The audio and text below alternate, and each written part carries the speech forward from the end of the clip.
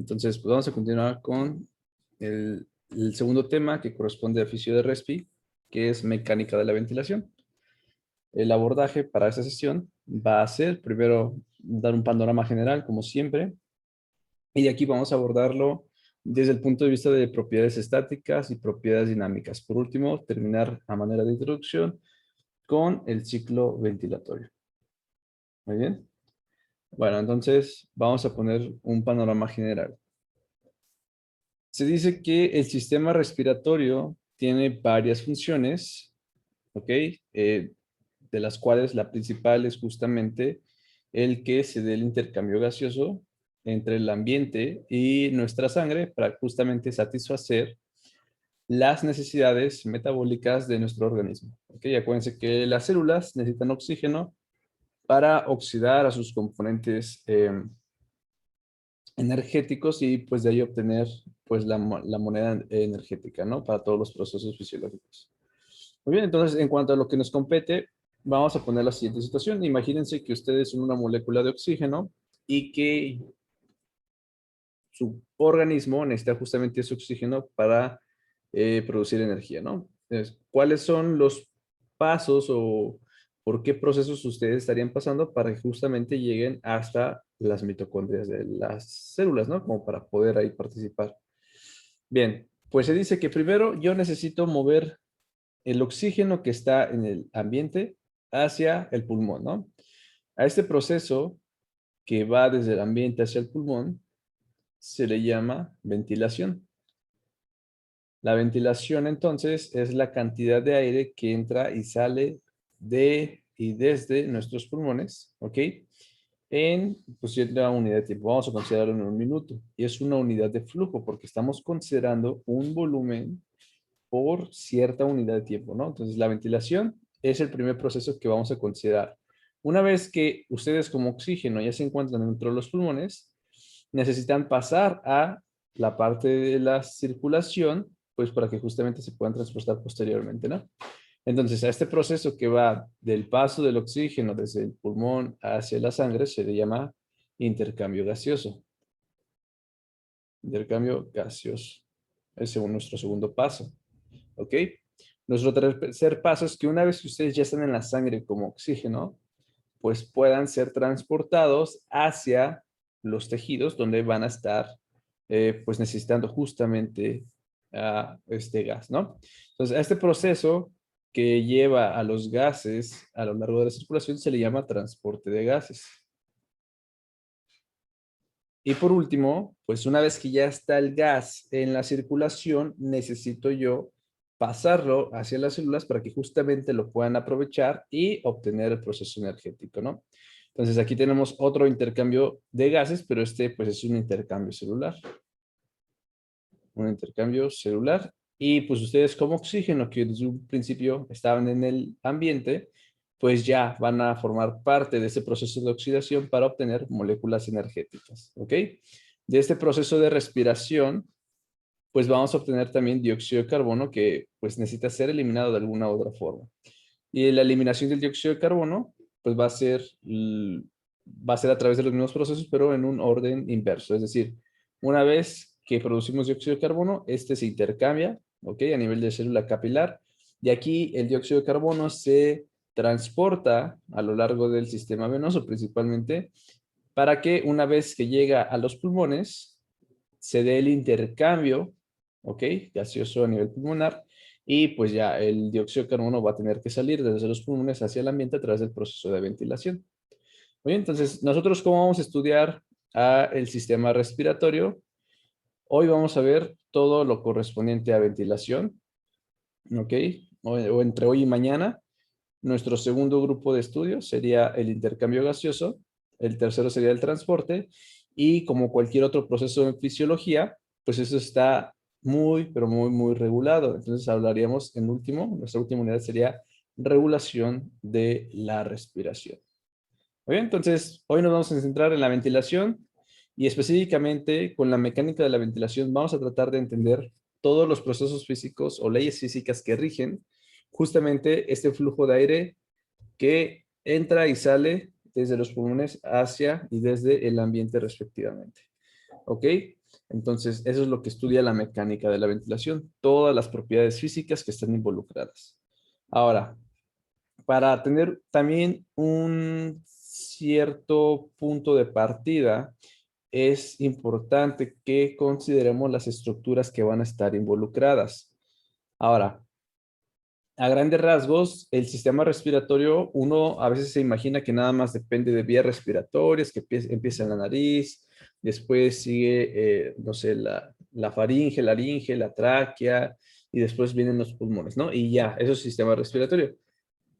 Y sí, o sea, eso es realmente quien conforma, pero para entender la mecánica, la verdad es que hacemos uso de otras estructuras que a lo mejor no tienen esa estructura de epitelio respiratorio, que alveolos y demás. Entonces, estas otras estructuras son muy importantes porque gracias a ella es que realmente nosotros podemos meter y sacar aire a nuestro organismo, ¿no? Entonces, ¿cuáles son las estructuras implicadas? Son cuatro. Vamos a ver cuáles son ellas. La primera, pues siempre partir desde un pulmón, ¿no? En este caso, aquí dice alveolo, pero lo vamos a considerar como pulmón, ¿ok? Bueno, pues este pulmón es donde se va a llevar a cabo este intercambio de gases, ¿verdad? Y este pulmón también es, pues, sensible a cambios de volumen, es decir, se puede expandir cuando entra aire, ¿ok? Se puede contraer o se puede colapsar cuando pues sale aire. Ahora, el pulmón por sí solo no lo puede hacer. Necesita estar acoplado a otras estructuras porque si nosotros, por ejemplo, sacáramos a un pulmón pues, del cuerpo, lo que veríamos es que este tiende a colapsar. O sea, el pulmón, por su retroceso elástico, tiende a colapsarse. Entonces, pues un pulmón colapsado no me ayuda porque no me permite expandirse para que mantenga ciertos volúmenes dentro de este mismo. Entonces, ¿de qué estructuras necesito yo para que este no tienda a colapsar y que por lo tanto pueda yo estar generando cambios de volumen con cada respiración? Pues necesito de la caja torácica, ok, la caja torácica es todo lo que ven acá en azul. Obviamente eso es esquemático para que se den como que una idea, ¿no?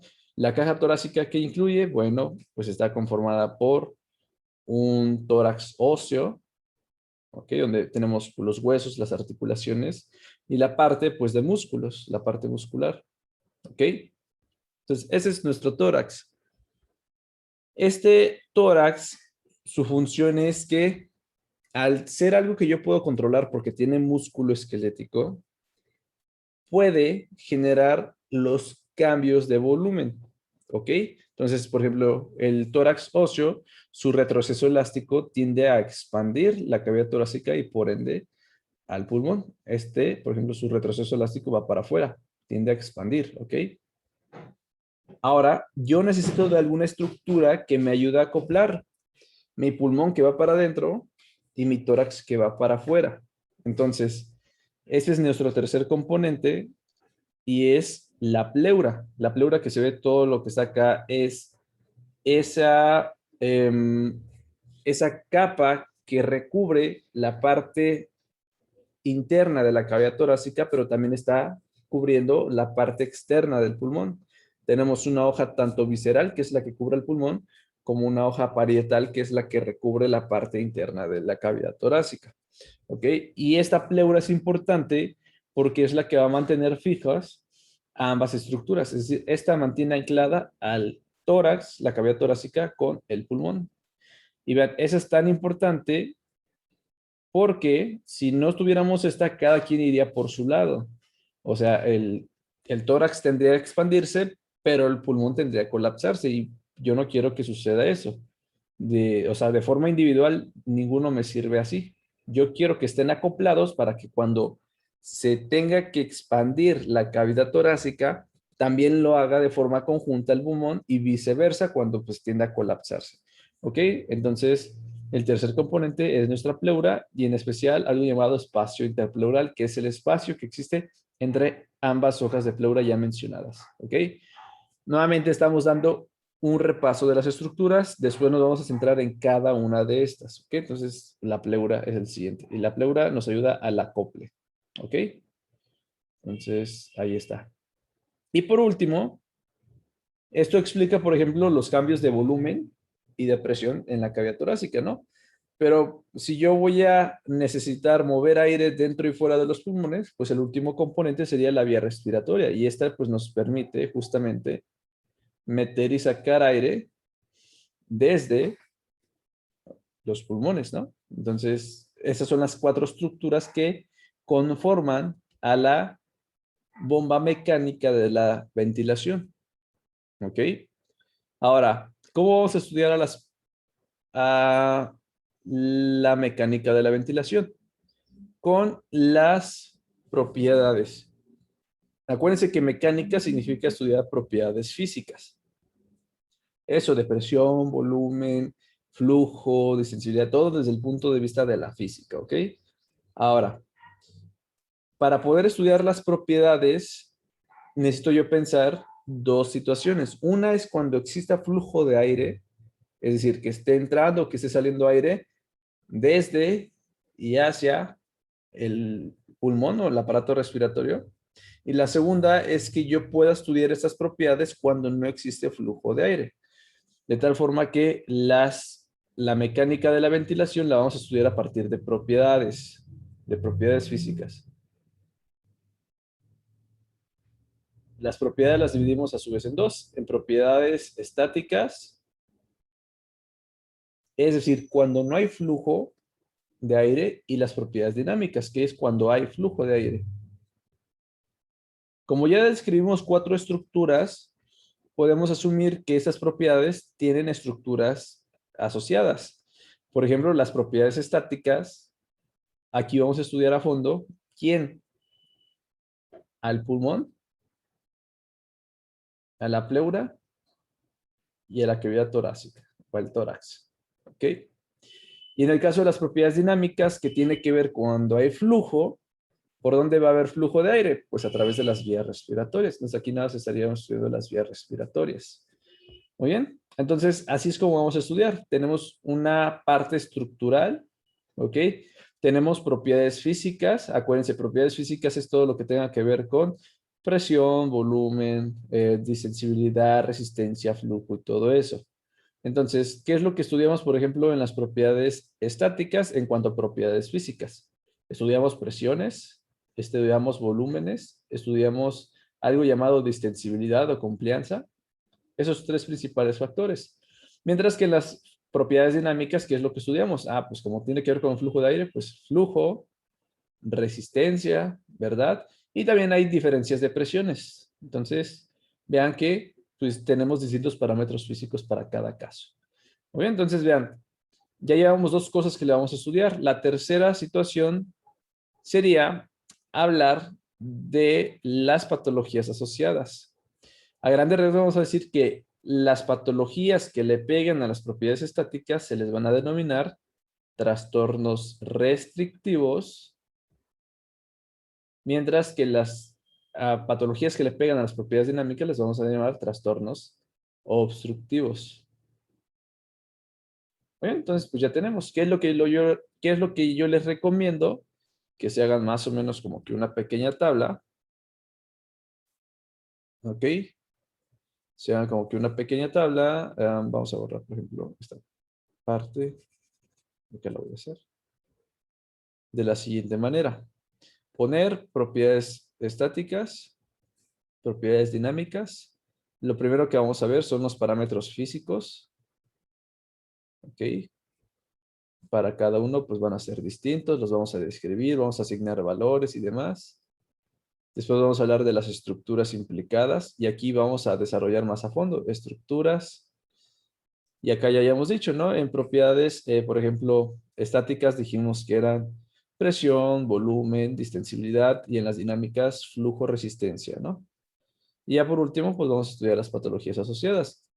La parte de patologías o correlación clínica. En propiedades estáticas, las patologías son los trastornos restrictivos, mientras que en las dinámicas, los obstructivos. ¿Sí ven? Así podemos ir desarrollando y así vamos a dar el tema. Muy bien. Entonces, nada más para que no se nos olvide, vamos a iniciar con las propiedades estáticas.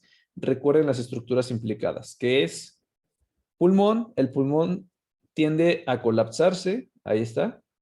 Tenemos a la cavidad torácica en segundo lugar. La cavidad torácica, su retroceso tiende a expandir, es decir, aumentar el volumen.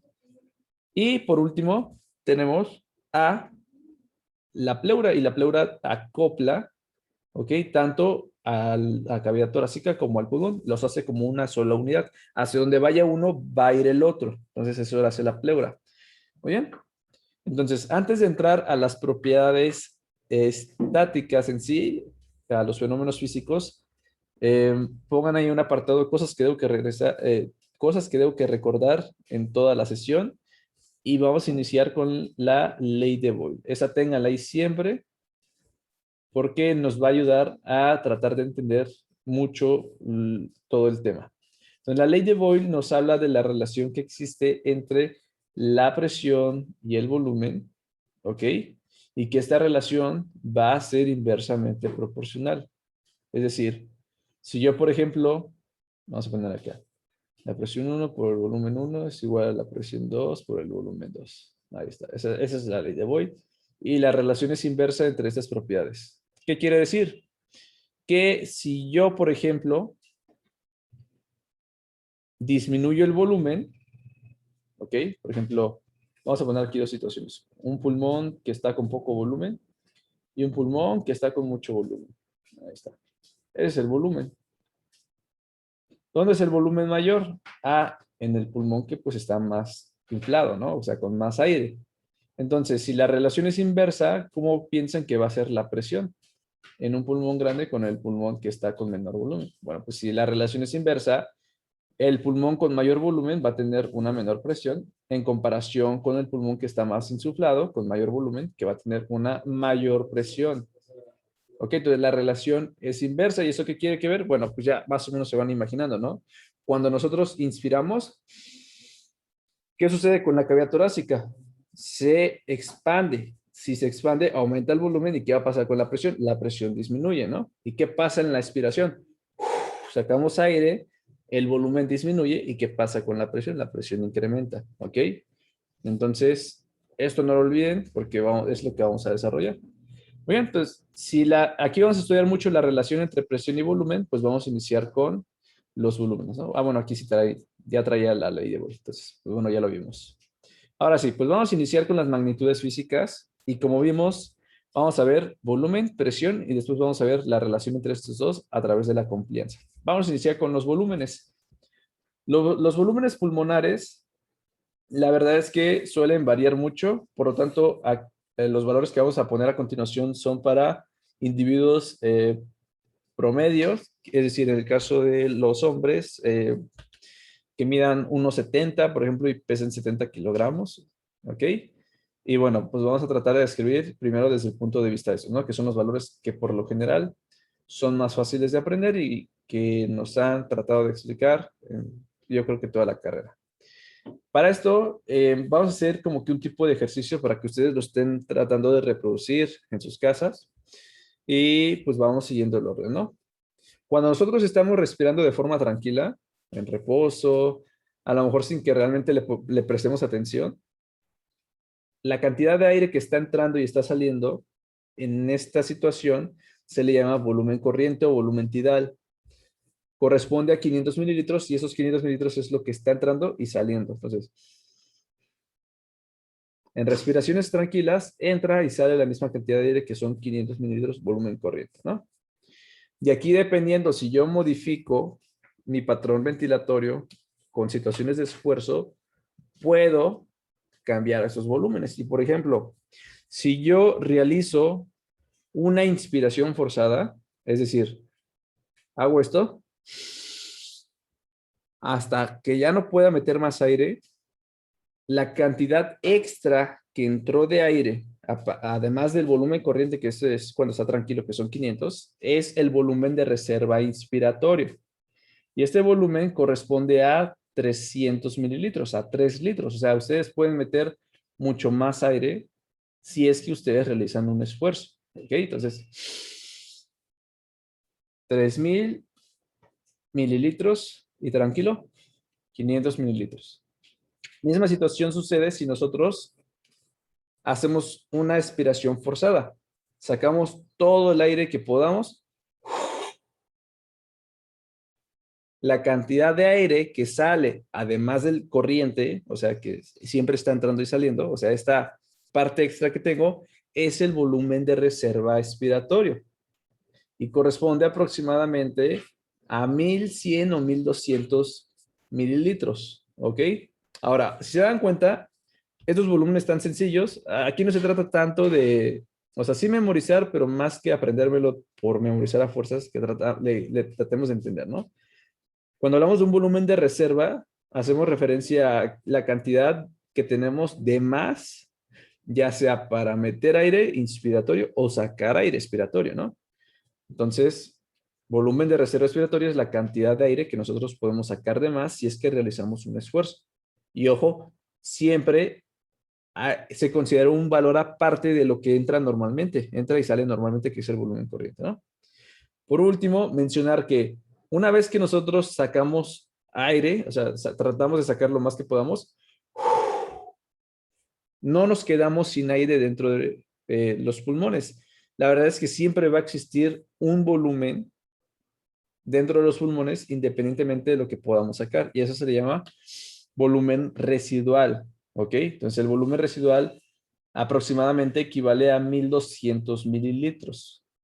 Entonces ya tenemos más o menos la suma, ¿no? Si son 300 mililitros o 3100, dependiendo de la bibliografía, de 3000 a 3100 de reserva inspiratoria, más 500 de volumen corriente, más 1100 a 1200 del de reserva aspiratoria, más 1200 mililitros del volumen residual.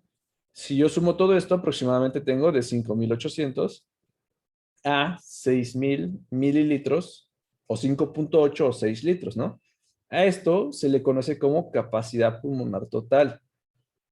Una capacidad es la suma de dos o más volúmenes, pero sigue siendo un volumen a final de cuentas, nada más se le pone este como que término para hacer referencia a que se están sumando más volúmenes iniciales. Entonces, la capacidad pulmonar total no es otra cosa más que la suma de todos los volúmenes pulmonares, ¿ok? Y es de 500, de 5800, perdón, a 6 mililitros, o 5.8 a 6 litros. Muy bien. Ahora, esto nuevamente es para personas prototipo, varía mucho con la edad, con el sexo, con la complexión, con la raza incluso. Entonces, pues vamos a quedarnos con esto, pero la verdad es que existen ciertas fórmulas para poder calcularlo, ¿no? Entonces, en la clínica realmente no nos orientamos mucho con estos valores. La verdad es que con una prueba, que es la espirometría y otros métodos como la pletismografía, podemos obtener algunos de estos valores. Muy bien. Ahora vean qué es lo que sucede con los valores, pero ahora en mujeres. Veamos, por ejemplo, el volumen corriente es lo mismo. El volumen residual, pues prácticamente es similar, 1200, 1100. Vamos a dejarlo como que es igual. Pero vean qué es lo que sucede. Se modifica el volumen de reserva, tanto inspiratorio, este sí se modifica, y el expiratorio. Vean que el inspiratorio es casi de 1 litro menos, mientras que el expiratorio es como de 500 mililitros menos, para más o menos poner un panorama. ¿Y eso por qué se da? Bueno, si ya dijimos que los de reserva son cuando estamos realizando un esfuerzo, llámese esfuerzo para sacar aire o esfuerzo para meter aire, el esfuerzo se traduce a una actividad muscular gracias a la cavidad torácica. Eso que decíamos que como si lo podemos controlar, tenemos esta capacidad de generar los cambios del volumen, ¿no? Entonces, ¿por qué las mujeres manejan volúmenes de reserva menores? Porque por su complexión, el tejido esquelético, el músculo esquelético, está menos desarrollado en el caso de los hombres, ¿no? Entonces, por el simple hecho de tener menor cantidad de músculo esquelético y además de tener menor, ¿cómo se puede decir?, fuerza en estos mismos, bueno, pues lo que va a hacer es que no puedas generar volúmenes de reserva pues tan amplios, ¿no? Entonces, esos son los volúmenes. Vamos a ver qué otras capacidades existen, además de la capacidad pulmonar total. Bueno, pues resulta que si yo, imaginemos la siguiente situación, ¿no?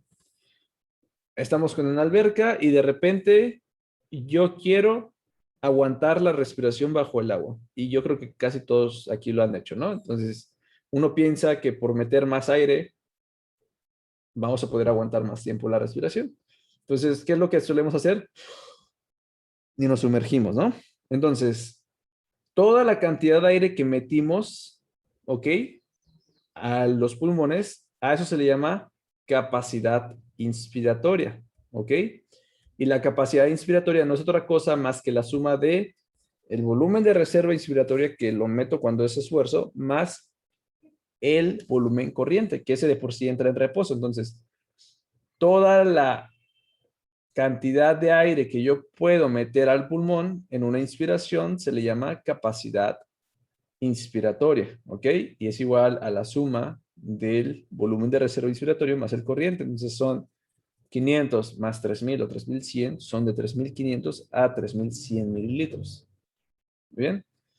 Ahora, supongamos que ustedes ya estuvieron aguantando la respiración bajo el agua y de repente, pues ya sienten que ya no pueden respirar y salen, ¿no? Inmediatamente, ¿qué es lo que hacen? Pues uno tienen que sacar el aire porque no pueden meterlo luego, ¿no? Entonces salen y otras dan una bocanada, ¿no?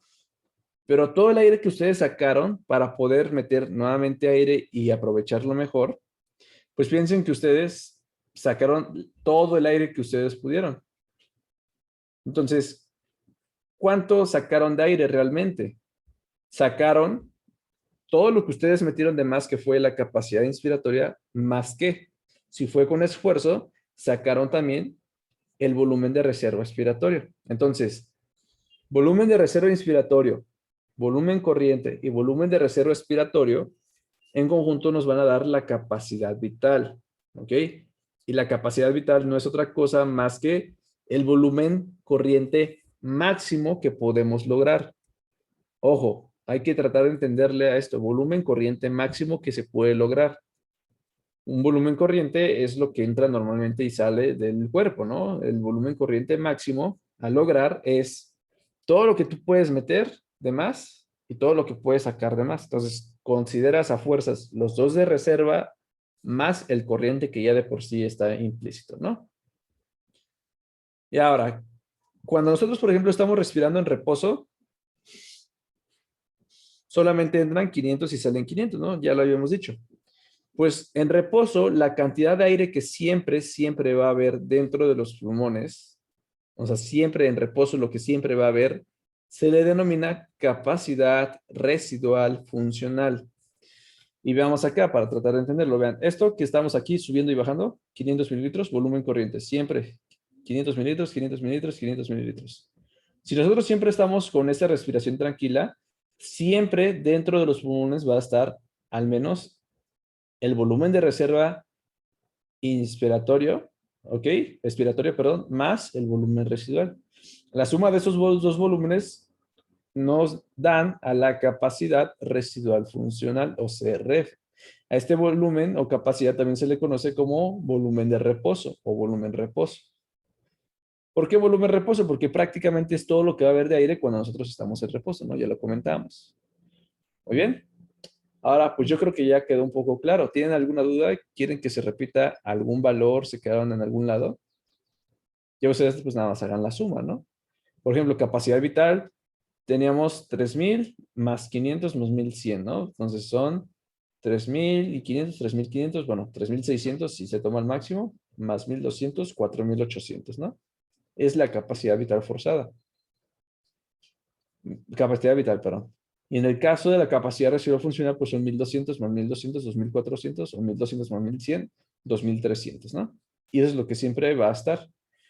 Ahora, pues una vez que ya vimos estos volúmenes, la pregunta sería, pues, ¿cómo se pueden medir en la clínica? ¿No? Lo que comentábamos, porque ya dijimos que esos no son valores fijos para toda la población. Entonces, para eso tenemos ciertos métodos diagnósticos que nos ayudan a justamente valorarlo, ¿no? El primero de ellos y el más común yo creo que es la espirometría.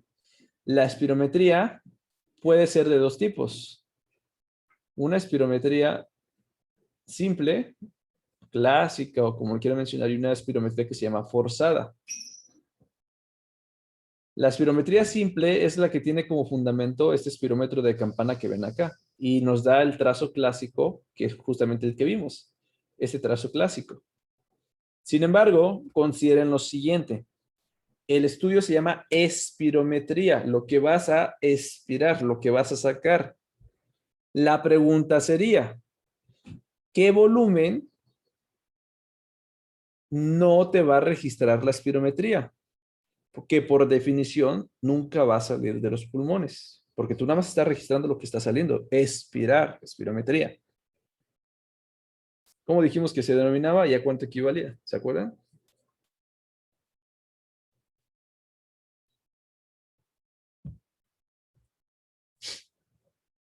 Bueno, pues es el volumen residual y equivale a 1200 mililitros, ¿no? Va, entonces ya quedamos. Volumen residual no lo mide la espirometría. Por lo tanto, ¿qué capacidades que consideran al volumen residual tampoco los puedo obtener a partir de la espirometría? ¿Qué capacidades incluyen el volumen residual?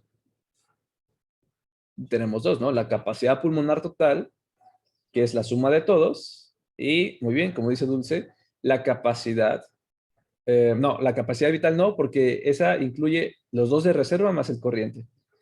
El residual no lo incluye, por lo tanto, la capacidad vital sí lo mide la espirometría.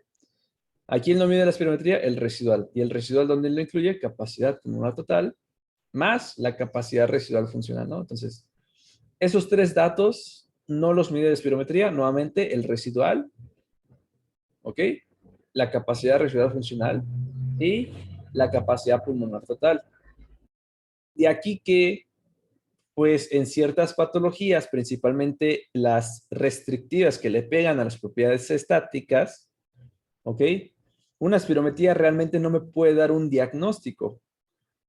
¿Por qué? Porque no me está midiendo realmente toda la capacidad pulmonar total que tengo yo. Entonces, en esos casos, ¿qué estudios tenemos nosotros? Existen otros dos. Este que ven acá se llama pletismografía. Pletismografía corporal. Pletismografía. En esta pletismografía lo que sucede es que meten al paciente en una caja que parece como que una cabina de teléfono. Muy bien. Y esta cabina pues tiene ya bien medidas a partir de pues, todo un software y demás. Mide los volúmenes que están dentro de la caja, pero también mide la presión. Entonces, de acuerdo con la ley de Boyle, ¿ok? Pues esta cámara va a estar registrando. Si tú, por ejemplo, inspiras, que tus pulmones se expandan dentro de esta cámara, pues va a generar un cambio de presión. Entonces, pues nada más por regla de tres se obtienen los demás datos. Lo mismo sucede cuando tú expiras, como estás sacando aire y estás bien encerrado en una cámara que justamente podemos registrar todo, esa salida de aire va a modificar el volumen. Tú dices, ah, pues como sacas aire, el volumen disminuye, pues la presión debería de estar incrementando. Entonces, eso te mide más específicamente la capacidad pulmonar total, porque también incluye el volumen residual. Entonces, en una espirometría que no me da el residual, yo puedo optar por otros dos estudios. Uno es la pletismografía, que tiene como principio funcional la ley de Boyle, ¿ok? Y el siguiente es utilizar algún método dilucional. Entonces, métodos dilucionales, ¿ok? Como el de nitrógeno y el de helio, ¿ok? ¿En qué consiste esto? No vamos a entrar a detalle nada más. Imagínense que supongamos que te dan a respirar una cierta cantidad de helio o de nitrógeno, ¿no? Supongamos que te dan a respirar 2 litros con 20%, como aparece en el ejemplo. Ujú. Después tú das tu inspiración. Resulta que en esa inspiración tú metiste 10% de ese helio. Entonces, pues nada, se hace una regla de tres. De esos 2 litros que tú tenías, ¿cuánto entró a tu cuerpo? ¿Qué porcentaje ahora queda en el tanque? Y se saca la regla de tres para saber realmente cómo se están modificando los volúmenes, ¿no? Por lo tanto, los métodos dilucionales se rigen por el principio de la ley de las masas o la conservación de las masas. Ok, entonces, estos dos estudios nuevamente es ideal tenerlos cuando pensamos en una patología restrictiva y que por lo tanto la espirometría no me ayuda. ¿Ok? Bueno, pues ya vimos cómo se miden los volúmenes. Ya dijimos que otro parámetro físico, que incluso lo incluye la ley de Boyle, son las presiones. Vamos a ver cuáles son las presiones que están dentro del aparato respiratorio. Y para esto, pues bueno, vamos a tratar de describir algunas de estas, vamos a asignar algunos valores. Por ejemplo, vamos a iniciar o vamos a partir desde la presión atmosférica, también denominada presión barométrica, ¿ok? y que esta depende mucho de la altura a la cual nos encontremos respecto al nivel del mar. Entonces, por ejemplo, vamos a considerar ahorita al menos valores para cuando la presión barométrica está a nivel del mar, ¿no? Entonces, a nivel del mar, nosotros estamos sometidos a una atmósfera y una atmósfera equivale a ¿cuánto? A 760 milímetros de mercurio. Pero en este caso nos va a interesar más medir las propiedades estáticas y dinámicas en términos de centímetros de agua, que es otra unidad de medida de presión. 660 milímetros de mercurio equivale a 0 centímetros de agua. ¿Ok? Entonces, cuando ustedes, por ejemplo, escuchen que la presión atmosférica es de 0 centímetros de agua, no significa que no haya presión. La verdad es que porque estamos utilizando esta unidad de medida, ¿ok? Nos da este valor, ¿ok? Entonces ya, vamos a tomar todo respecto a 0 centímetros de agua, que es la presión atmosférica, ¿no? De aquí vamos a irnos con la siguiente presión, que es la presión alveolar. La presión alveolar, como su nombre dice, es la presión que va a estar dentro de los alveolos y en general vamos a considerar como la presión que está en los pulmones. Recuerden que el alveolo es la unidad funcional del pulmón, entonces nada más por eso lo vamos a considerar así, ¿no? Entonces, ojo, si estamos considerando propiedades estáticas, es decir, que no hay flujo, acuérdense un poquito de lo que ya habíamos visto en hemodinámica, de cómo se mueve la sangre. La sangre se mueve porque hay una diferencia de presión. En este caso, si no hay flujo de aire, ¿de cuánto va a ser la presión alveolar? ¿De cuánto creen?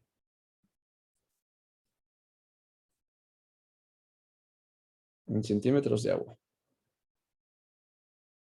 Pues también va a ser de 0, porque no hay flujo, ¿ok? Entonces, tanto la presión atmosférica como la presión alveolar son de 0 cuando estamos en propiedades estáticas, es decir, que no hay flujo. Pero la presión alveolar, la verdad es que cuando hay flujo se puede modificar. Entonces aquí, ojo, estamos en propiedades estáticas. ¿Muy bien? Ahora, algo que considerar es que, bueno, pues ¿cuándo va a ser una presión de 0? Cuando tengamos, por ejemplo, en situaciones de reposo que no hay flujo, pero siempre y cuando la glotis esté abierta. Acuérdense que la glotis es como que esa palanquita que nos dice si el aire pasa hacia la cavidad oral o la cavidad, bueno, sube, ¿ok? O se cierra, ¿no? Entonces es como que esa palanquita donde le dice a la parte de, vamos a ponerla así, la garganta, de decir, ¿sabes qué? Se va para vía respiratoria o se va para esófago para sistema digestivo, ¿no? Entonces, eso hace la glotis, como que en pocas palabras. Es decir, ¿cuándo va a estar activo? Las propiedades estáticas se toman desde el punto de vista con la glotis abierta, es decir, la vía respiratoria está abierta, está completamente permeable, pero no hay flujo porque las presiones son de 0, están iguales. Muy bien. Bueno, ya tenemos la presión alveolar. Después vamos a considerar la siguiente presión, que es la presión que se encuentra dentro de la pleura, en el espacio interpleural. A esta presión le vamos a denominar, voy a ponerla con otro color, presión intrapleural o la PIP. La presión intrapleural es así, vamos a decir desde un principio que va a ser negativa. Aproximadamente vale en promedio menos 5 centímetros de agua. Esta presión intrapleural es negativa por dos razones. La primera es que debe que ser negativa para estar traccionando el pulmón y mantenerlo adosado a la parte interna de la cavidad torácica. Acuérdense que esta presión es la que realmente mantiene anclados a ambas estructuras, ¿ok? Y que ambas se puedan mover hacia el mismo sitio. Bueno, esa presión es negativa ya que se somete a un cierto proceso de succión que más adelante vamos a ver. Entonces, ese proceso de succión que tenemos, más el efecto de la gravedad que ejerce en el líquido pleural que está dentro de ese espacio, ¿ok? Va a darnos como que esa distribución. Ahora, esta presión es una presión promedio, ya que el efecto de la gravedad va a hacer que, por ejemplo, la presión sea mucho menor, ¿ok? A nivel del apex respecto a las bases, ¿no? Entonces, nos quedamos con menos 5 centímetros de agua en promedio. Con estos valores vamos a establecer las presiones equivalentes o las sumas de presiones. Por ejemplo, existe el concepto de presión transversal, pulmonar. La presión transpulmonar es la diferencia de presión entre la presión alveolar menos la presión intrapleural. Ahí está. ¿De cuánto va a ser? Bueno, pues la presión alveolar ya dijimos que es de 0, menos la presión intrapleural. Pero ojo, la presión intrapleural es negativa, de -5. Entonces, aquí, acuérdense, ley de los signos, menos por menos es más. Entonces, la presión transpulmonar es de +5 centímetros de agua. Es positiva por esta parte de los signos que se contraponen acá. Muy bien. Esa es la presión transpulmonar, la presión que existe entre el alveolo y la pleura. Si yo considero ahora la presión de la pared torácica, ¿ok? O se conoce como la presión, la chest wall, ahí está, presión de la pared torácica. Esa presión es igual a la presión intrapleural menos la presión atmosférica, la que está fuera de la cavidad torácica, ¿no? Entonces, pues la presión intrapleural menos la presión atmosférica. ¿De cuándo es la presión intrapleural? Bueno, en este caso es de -5, menos de cuánto es la atmosférica de 0. Entonces, pues aquí nos va a dar de -5. La verdad es que la presión de la pared torácica es la que nos suele ayudar a generar estos cambios de distensión, de colapso de la pared torácica y por ende del pulmón. Sin embargo, si se dan cuenta, como la presión atmosférica siempre va a ser la misma, este concepto suele omitirse porque siempre va a ser lo mismo a la presión intrapleural, porque siempre vamos a estar restando 0. Entonces, prácticamente la presión intrapleural es la misma que la presión en la pared torácica. Muy bien, siempre va a ser la misma por este efecto que acabamos de comentar. Entonces, ¿con qué nos quedamos? Que la presión intrapleural es la presión que realmente va a mantener distendidos a los pulmones y que evitan entonces su colapso. Entonces, estas mantienen distendidos. Mantiene distendidos. Mientras que la presión transpulmonar, ojo, es la presión que va a generar cambios de volumen. Entonces, la presión transpulmonar es la que va a distender o colapsar. Pero ojo, una cosa es mantener distendidos en reposo, o sea, en reposo los pulmones no están colapsados, están distendidos por esta presión intrapleural negativa. Pero una vez que nosotros, por ejemplo, ya estemos modificando en inspiración, expiración, se modifican las presiones, la presión transpulmonar también se modifica y entonces la presión transpulmonar es la que nos va a estar generando, ojo, si se modifica el volumen y por ende la presión, ¿ok? Entonces la presión transpulmonar va a distender o va a colapsar, según sea el caso. ¿Ok? Entonces esas son las principales presiones que vamos a considerar. ¿Tienen alguna duda? ¿Quieren que se repita algo hasta acá? ¿Se quedaron?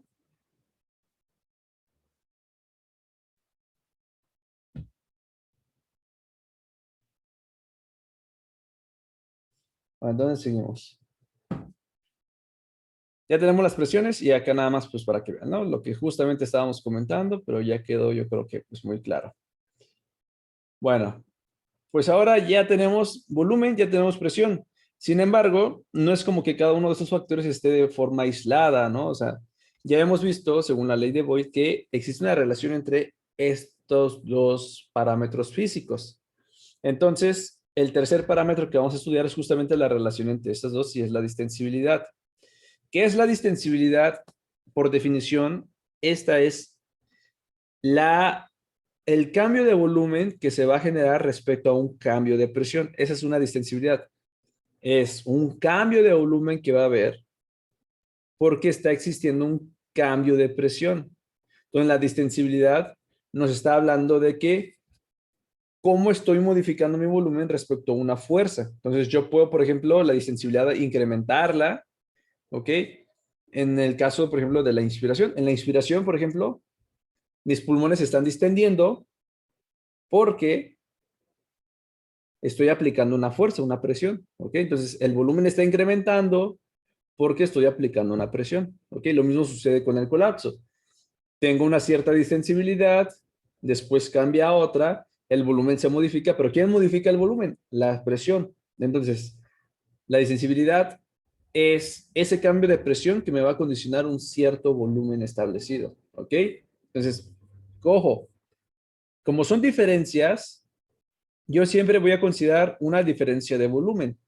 Voy a partir con un cierto volumen, voy a terminar con cierto volumen. En este caso, como estamos en propiedades estáticas, es decir, en reposo, el volumen que vamos a considerar es el volumen corriente o volumen tidal, 0.5 litros. ¿Ok? Mientras que la presión, esta diferencia de presión que siempre va a ser una presión de un lado y una presión otra, es la presión transpulmonar. Y nuevamente, la presión transpulmonar que es igual a la presión alveolar menos la presión intrapleural. Esta ya es una diferencia de presión. Por un lado, la presión alveolar, que normalmente es de 0, menos la presión intrapleural, que normalmente es de -5. ¿Ok? Entonces, vean, este valor de presión transpulmonar de 5, que es en reposo, presión transpulmonar en 5 centímetros de agua, que es en reposo, vean que se va a modificar cuando tenemos cierta situación. Por ejemplo, durante la inspiración, ¿ok? ¿Qué va a pasar? De mi reposo, que es 5, voy a lograr 7.5 o incluso 8 centímetros de agua. Esto en la inspiración. ¿Qué sucede en la inspiración? Meto aire, entonces la presión intrapleural debe que ser más negativa porque va a hacer que se distienda más el pulmón y si se distiende más, acuérdense que entra más aire, ¿no? Entonces la presión intrapleural debe que ser más negativa. Pero como tengo esta fórmula del signo menos, entonces de -5 llevar a -7.5 la intrapleural quedaría en la transpulmonar de 7.5 a 5, ¿ok? Entonces, vean, para tratar de entenderle ya a manera de resumen, la distensibilidad en este caso me está diciendo que en un reposo de 5 centímetros de agua con 7.5 en la inspiración, esta diferencia de presión que es de 2.5 está haciendo que entre en 500 mililitros. La pregunta ahora sería, a ver si les queda un poquito claro. ¿Cuánto incrementa cada centímetro cuadrado de presión? Y bueno, estos son 200 mililitros. Es decir, por cada centímetro de agua que yo incremente la presión transpulmonar, van a entrar 200 mililitros. ¿Ok? Y eso se entiende por la simple división entre estos dos. Vean, 500 mililitros volumen corriente, lo que entra normalmente, ¿no? Y si estoy en inspiración tranquila, tal vez de 5, que es reposo, a 7.5, que es tranquilo, la presión aplicada fue de 2.5 extra, ¿ok? Entonces yo hago la división, 0.5 entre 2.5, esto me va a dar 0.2 o 200 mililitros. ¿Ok? Ahora sí, va la pregunta o el ejercicio para ver si quedó. Supongamos que nosotros estamos en un volumen corriente, con un volumen corriente y la capacidad residual funcional. Nosotros nos encontramos acá. Acá está. Muy bien. Y el volumen corriente, pues nada, fueron 500 mililitros. Pues me encuentro acá. Eso fue lo que estuvo cambiando. Ahora imagínense, o ustedes díganme, ¿sabes qué? Yo quiero lograr la capacidad pulmonar total. ¿Ok? Entonces estoy en reposo. ¿Cuánto necesito meter de aire extra para lograr la capacidad pulmonar total? Necesito meter el volumen residual, ¿no? ¿Y de cuánto dijimos que era? Perdón, el volumen de reserva inspiratorio. ¿Y de cuánto dijimos que era?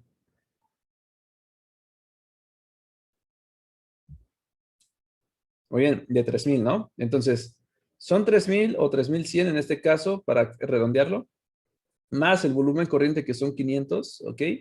Vamos a dejar que eso salió 3.600, ¿no? Por los 3.100 que deberían de ser acá. 3.600 mililitros están entrando a mi pulmón. Por lo tanto, ¿cuánta presión necesito ejercer yo con mis músculos de la respiración para poder meter esta cantidad de aire? Entonces, está fácil nada más sacar la regla de 3 con la distensibilidad. Si un centímetro de agua equivale a 200 mililitros, ¿cuánta presión necesito para lograr la capacidad pulmonar total?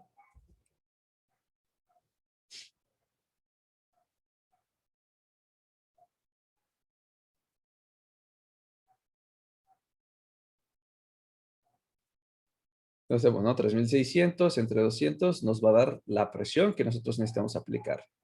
Ujú. Entonces, muy bien, nos da 18. Entonces, la presión que yo necesito ejercer para meter todo el aire que yo pueda a mis pulmones son 18 centímetros de agua.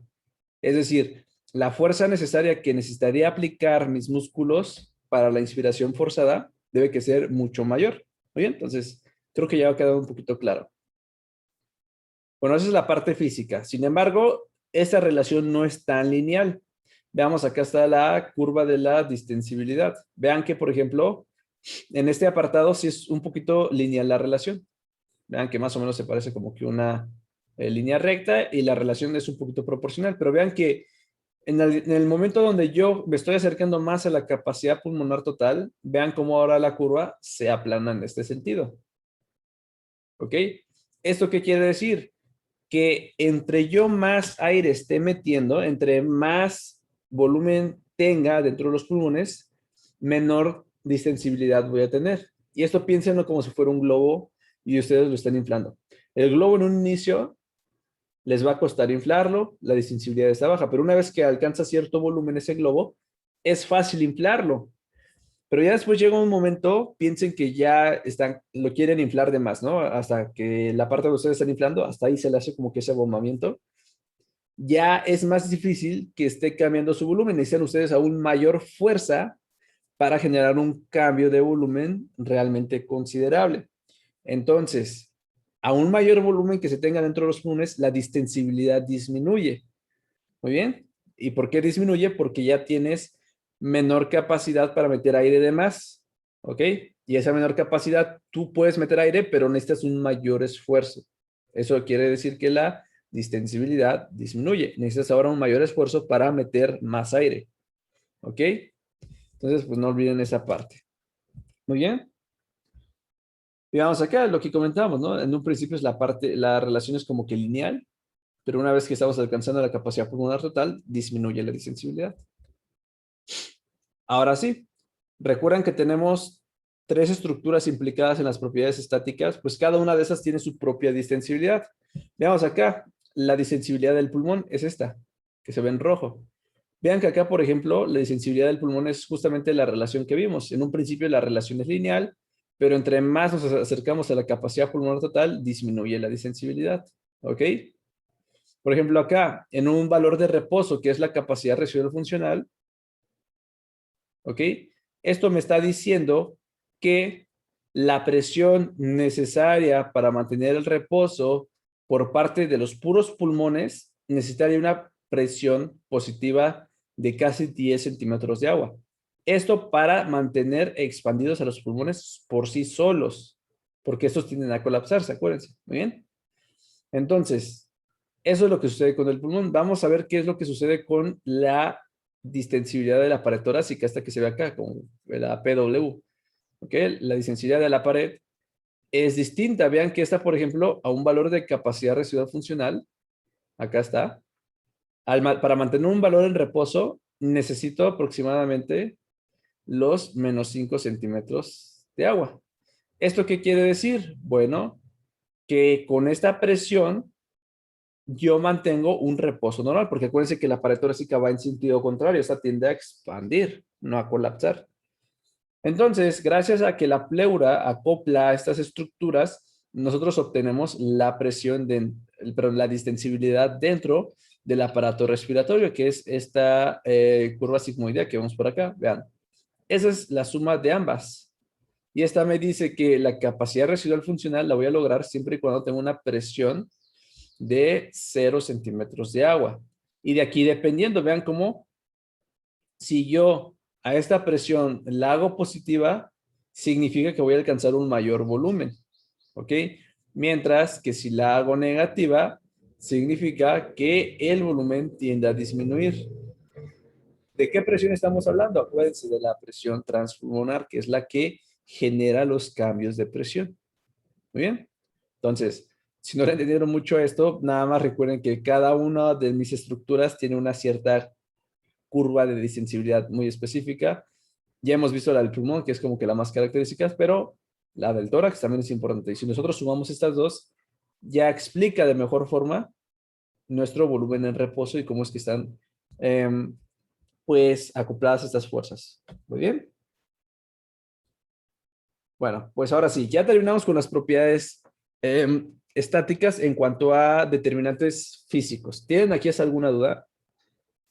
Si no es así, ya vamos a entrar con cada estructura. Vamos a empezar con tórax óseo, después nos vamos a pasar con pulmón, después nos vamos, perdón, tórax óseo, después nos vamos a pasar con pleura, después nos vamos a pasar con pulmón, ¿ok? Entonces, iniciamos con el tórax óseo. ¿Por qué es importante? Consideren lo siguiente. Ya dijimos que va a ser nuestro sostén, ¿ok? Yo necesito un sostén bien firme para que a la hora de generar los cambios de volumen, pues, perdón. Ah, perdón. Para que estos cambios de volumen, pues bueno, realmente ya estén un poquito más, ¿cómo se puede decir? Más establecidos, ¿muy bien?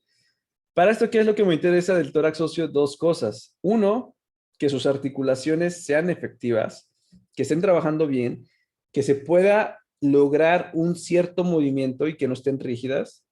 Y dos, los distintos diámetros que podemos lograr. Para esto vamos a considerar los diámetros. Tenemos al diámetro rostrocaudal o cefalocaudal, ¿ok? Que es el que va de arriba a abajo. Tenemos nuestro diámetro transverso u horizontal, el que va de derecha a izquierda. Y tenemos a nuestro diámetro antero-posterior, el que va de atrás a adelante. Recuerden que el tórax óseo no solamente está conformado por costillas. Tenemos la parte del esternón y su articulación anterior.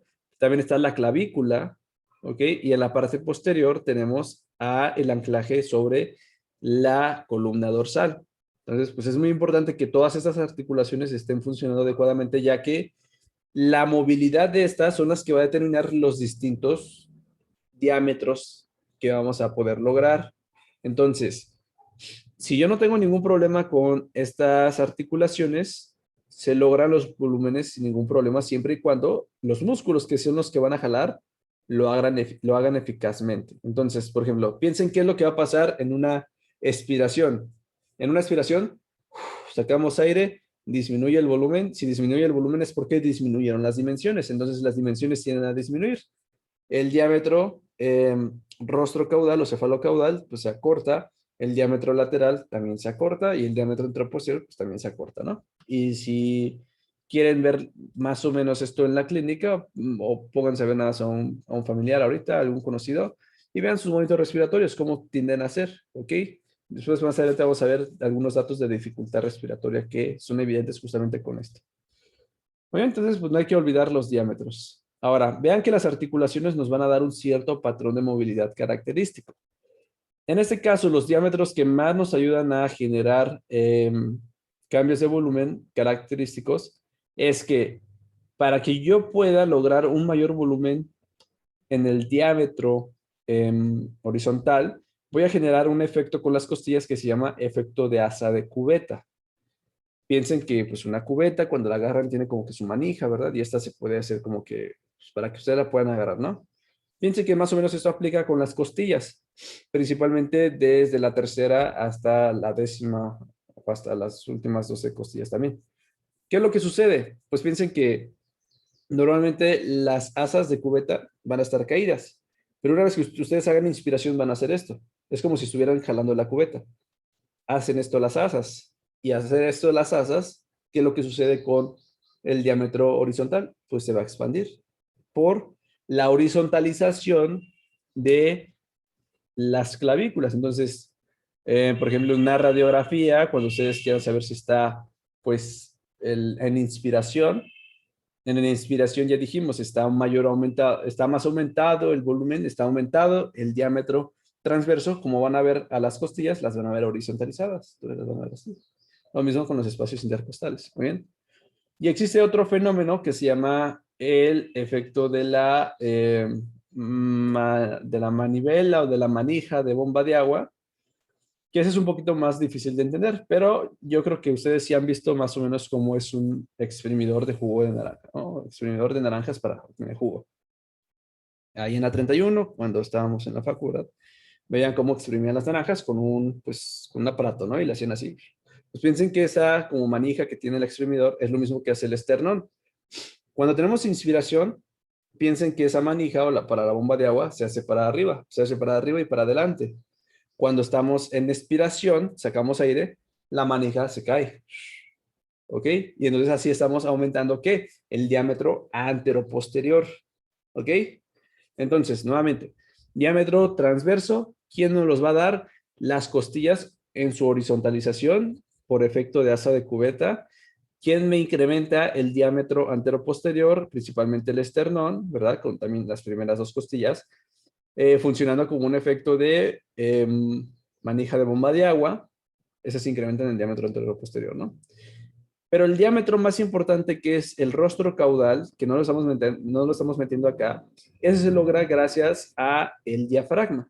Y ahorita vamos a hablar de él. Entonces, pues hasta aquí la parte esquelética del tórax óseo. Vamos ahora con el tórax. Acuérdense que también tiene músculos para que pues se pueda lograr esto. Vamos a hablar de la musculatura.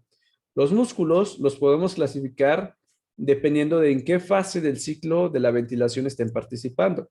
Aquellos que participan predominantemente en la inspiración les vamos a denominar músculos inspiratorios y lo mismo para los expiratorios, ¿no? Ahora, a su vez, estos músculos los podemos clasificar en principales o accesorios dependiendo de si es que participan en una respiración tranquila o en una respiración forzada respectivamente. Y aquí que tanto los músculos inspiratorios tenemos unos que son principales y unos que son accesorios. ¿Ok?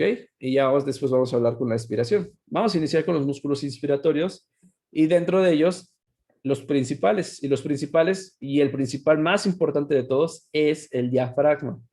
Dependiendo de la bibliografía, ustedes pueden considerar que solamente el diafragma es principal o el diafragma más algunos intercostales que ahorita vamos a ver. Bueno, ¿qué me interesa saber de un músculo? Más o menos, ¿qué diámetro me va a incrementar? En el caso del diafragma, sus inserciones forman como que una división entre la cavidad torácica y la cavidad abdominal, ¿ok? Entonces, el diafragma cuando se contrae, normalmente es como que una casa de campaña, vean así como una tienda. ¿Qué es lo que hace este diafragma? Cuando se contrae, se deprime, entonces hace como que esta parte. Entonces se abomba hacia abajo, hacia el abdomen. Al abombarse hacia el abdomen, ¿qué es lo que está pasando? El diámetro rostro caudal está incrementando. ¿Ok? Se dice que con el descenso de 1 a 2 centímetros del diafragma se logra el volumen corriente. O sea, con 1 centímetro que disminuye el diafragma, o sea, baje, ya están logrando que entren 500 mililitros de aire al organismo, o sea, el volumen corriente. Por eso es que el diafragma es el músculo respiratorio más importante para la respiración tranquila, para la inspiración tranquila. ¿Ok? Ahora, los músculos, acuérdense que no es como que se controlen solos, necesitan estar inervados. Su inervación es muy importante para que estos se puedan contraer y para que además ustedes puedan controlarlos a partir del sistema nervioso central. Entonces, ¿de dónde viene la inervación del diafragma? Del nervio frénico. Y el nervio frénico, el frénico tiene sus raíces nerviosas en C3 a C5 en la médula espinal. Por lo tanto, cualquier lesión a este nivel es potencialmente mortal porque interferimos inmediatamente con nuestro principal músculo. Entonces, piensen ustedes, si ya no tienen musculatura que les ayuda a respirar y es el principal, pues a ver, respira, pues ya no vas a poder. Si tú no generas cambios de diámetros, no generas cambios de presión, no generas cambios de volumen, no hay intercambio gaseoso. Si no hay intercambio gaseoso, no hay oxígeno en sangre. Si no hay oxígeno en sangre, no hay oxígeno en células. Si no hay oxígeno en células, pues te mueres, ¿no? Entonces, es por eso que la mayoría de patologías que le peguen aquí de origen neuromuscular suelen ser graves. Y entonces, cuando el paciente no tenga la capacidad por sí mismo de generar esos cambios de volumen, lo ideal es que se intube y se le ponga un ventilador mecánico para que este ventilador ahora adopte este patrón respiratorio que normalmente deberían de tenerlo los músculos. Muy bien, entonces, nuevamente el diafragma es el principal y sus raíces del frénico están de C3 a C5. Entonces, pues mucho cuidado con pues, principalmente los traumatismos, ¿no? O sea, Yo creo que ha sido como que bien común, que han escuchado de, no sé, del tipo que salió prensado en la recta Cholula, murió a los tantos de tiempo porque pues, tuvo un shock medular, hubo una sección de la médula a nivel de tal, tal, tal, y pues ya dejó de respirar, ¿no? Aunque todo lo demás pudiera estar intacto, pues ya no hay actividad del frénico, no hay respiración. Muy bien. Bueno, como les comentaba, también se podrían considerar músculos inspiratorios primarios a algunos intercostales. Sin embargo, no siempre es así. Esos pueden participar en la musculatura forzada, ¿ok? La inspiración forzada, pero pues ya depende mucho, ¿no? En lo personal, con el frénico, el diafragma lo consideramos como el principal y estos como accesorios. Pero ya depende de ustedes, ¿no? Les hago la aclaración. Bueno, ahora, otra cosa que me gustaría dejar claro es que muchos libros, o yo creo que en muchos lados ya nos han dicho, no, intercostales externos para inspiración, intercostales internos para expiración. La verdad es que no es así. Depende más de cómo es la dirección de sus fibras, ¿ok? En el caso de su inserción, para que nos pueda decir, ¿sabes qué? Realmente el diámetro que se va a estar ampliando es tal, tal, tal, tal, tal, tal. Entonces, tanto intercostales internos como externos participan en la inspiración. La única diferencia es la localización que vamos a tener respecto a sus fibras, ¿no? Entonces, por ejemplo, en el caso de los intercostales externos, nos van a interesar aquellos que son más rostrales y dorsales, es decir, aquellos que se encuentran más hacia arriba y hacia posterior. Esos en cuanto a intercostales externos. Mientras que los internos nos van a encontrar, pero nos van a interesar más aquellos que se encuentran más hacia anterior, cerca de la inserción al, se me fue el nombre, al esternón, ¿ok? Entonces, vean que ambos participan, solamente hay que recordar las inserciones específicas de estos, ¿ok? Bueno, entonces ya tenemos la musculatura inspiratoria principal, ¿ok? Y aquí con el asterisco de como quieran considerar la parte de músculos intercostales. Bueno, pues ya nos dimos cuenta que para lograr ciertos volúmenes, por ejemplo, el volumen de reserva inspiratorio, necesito aplicarle un esfuerzo mayor. Y los músculos inspiratorios accesorios son aquellos que utilizamos cuando necesitamos incrementar un mayor volumen, ya sea porque sentimos que no nos rinde, que estamos realizando algún esfuerzo o cualquier situación que a lo mejor tu cuerpo lo interprete como que me falta aire, tu cuerpo va a decir, ah, pues te falta aire, pues hay que meterle más esfuerzo para meterte más aire, ¿no? Entonces, ¿cómo metemos aire de más? Con musculatura accesoria. Y aquí, ¿a quiénes tenemos? Bueno, pues ya dijimos, ¿no? Los intercostales podrían estar acá, pero además encontramos otros como los serratos, por ejemplo, el pectoral menor. Ujú. Tenemos también a el esternocleidomastoideo, a los escalenos y al trapecio. Eso es, por ejemplo, ¿qué es lo que van a hacer? Van a elevar las primeras costillas con la clavícula. Entonces, ese al elevarse, incrementaría el diámetro rostrocaudal, pero por la parte de arriba, ¿no?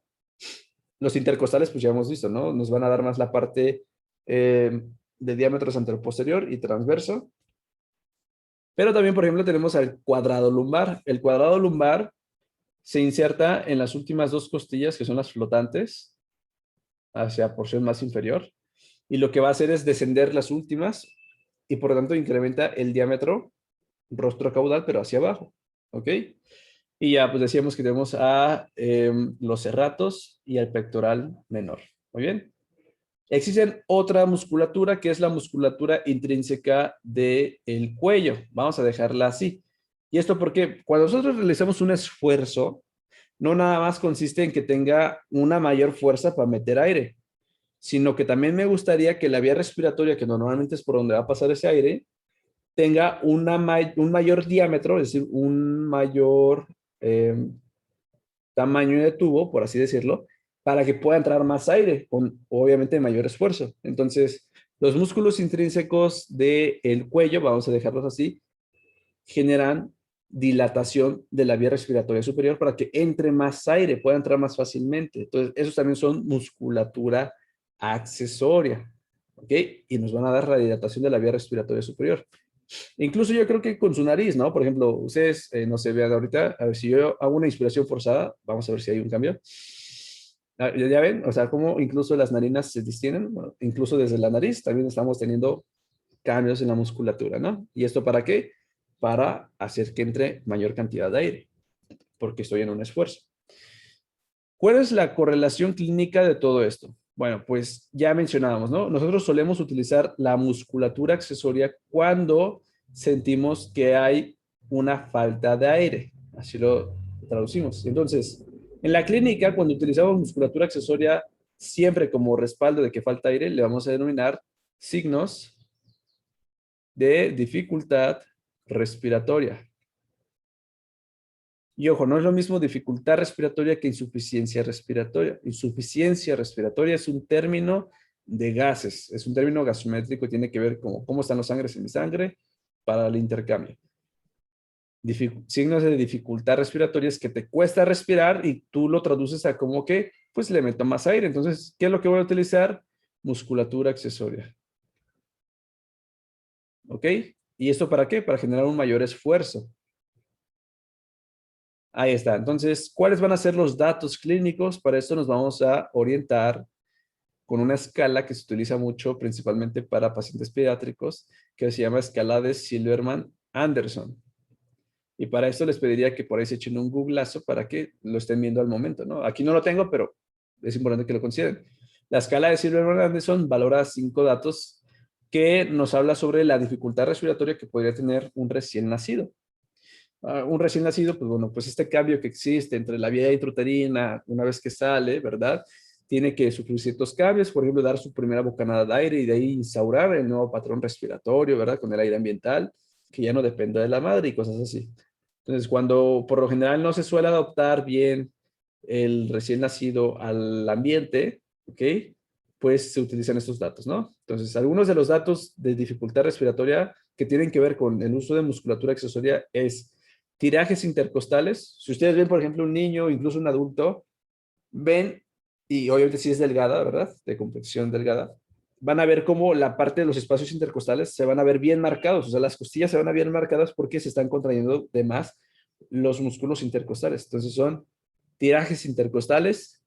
También hay algo que se llama tirajes supraclaviculares y es porque se está utilizando la musculatura que ya dijimos que está acá arriba, ¿ok? Para tratar de elevar la clavícula y las dos primeras costillas y incrementar el diámetro rostrocaudal.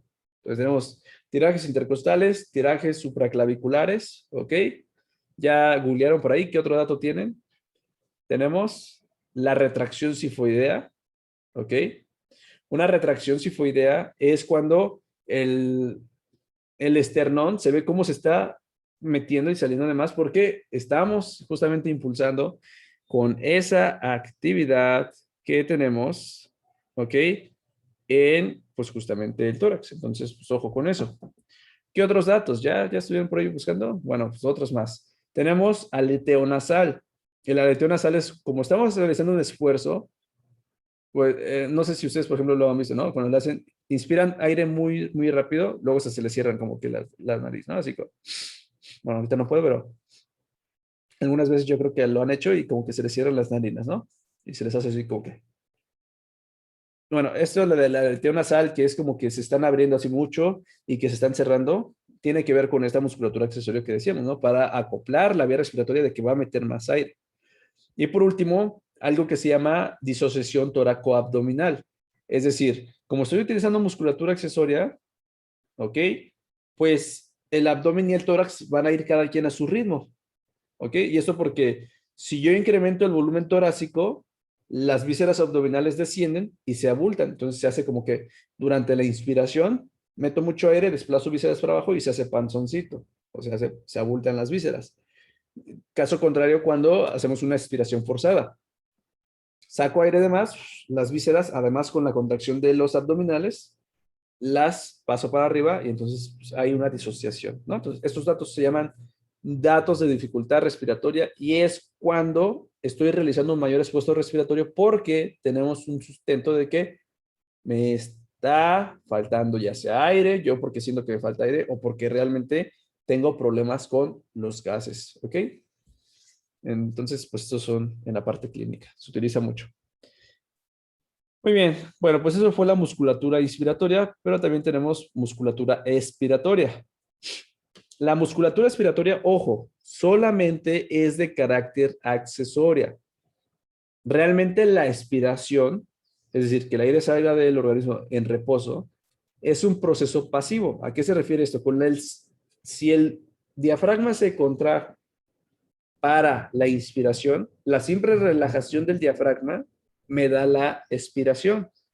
¿Por qué? Porque cuando una vez que yo me distendí, el pulmón va a tender a regresar a colapsarse, pero como ya no hay fuerza del músculo que se lo ponga, ahora sí, gana el pulmón y tiende a colapsarlo, pero sin que se pase nada más. El retroceso, ¿ok? Elástico es un parámetro pasivo porque no está implicando gasto de energía, no está implicando contracción de ningún músculo, entonces la relajación del propio diafragma me da la expiración. Pero lo que sí existe es musculatura accesoria que yo utilizo cuando quiero realizar una expiración forzada. Ejemplo, cuando te ponen a inflar un globo, ¿no? O sea, en un principio no te basta con la expiración tranquila, necesitas meterle de más. Esta musculatura accesoria también se utiliza en la maniobra que te piden para el espirómetro. Para un espirómetro te ponen el espirómetro y lo que tú tienes que hacer es una expiración forzada. ¿Ok? O como cuando el bicho dice, ¿no? El siu y saca todo. Entonces, eso es una expiración forzada. En este caso, ¿qué musculatura estábamos utilizando? Principalmente músculos abdominales. ¿Ok? Entonces, los abdominales, ¿qué es lo que hacen? Y principalmente el recto anterior. ¿Ok? ¿Qué es lo que van a hacer cuando se contrae todas las vísceras? Las aplasta y las manda hacia arriba. Entonces, el diafragma de por sí ya está relajado, pero el meterle presión intraabdominal aumentada, ¿qué es lo que va a pasar? Desplaza las vísceras hacia arriba y la cúpula del diafragma asciende un poco más, disminuye entonces el diámetro rostrocaudal, porque estoy empujando de más al diafragma para arriba. Pero además tenemos a los intercostales. ¿Qué intercostales? Nuevamente, no casarnos que son aquí los internos y que allá son los externos, ¿no? Tenemos cierta disposición. Por ejemplo, en el caso de los intercostales internos, nos vamos a enfocar mucho más a aquellos que se encuentran en la posición caudal, es decir, más hacia abajo, ¿ok? En comparación, perdón, con aquellos que son rostrales y son los inspiratorios, ¿muy bien? Mientras que en el caso de los intercostales externos, vamos a considerar más aquellos que son de carácter ventral, es decir, los que se encuentran más hacia adelante, ¿ok? Entonces, estos que se encuentran más hacia adelante son los que nos ayudan en la parte de la aspiración también. A veces existen, pues, otros músculos, como por ejemplo el músculo triangular, el transverso del tórax, etcétera, etcétera. Pero, pues, como a veces están presentes y a veces no, pues no se consideran. Otra cosa es que estos músculos también nos ayudan en ciertos reflejos, como lo es la tos, como lo es un estornudo, como lo es ¿qué otra cosa? Bueno, principalmente estos dos, ¿no? Por ejemplo, en un estornudo, como justamente lo hice ahorita, ¿qué es lo que pasó? Que yo saqué una gran cantidad de aire porque apliqué un esfuerzo de más.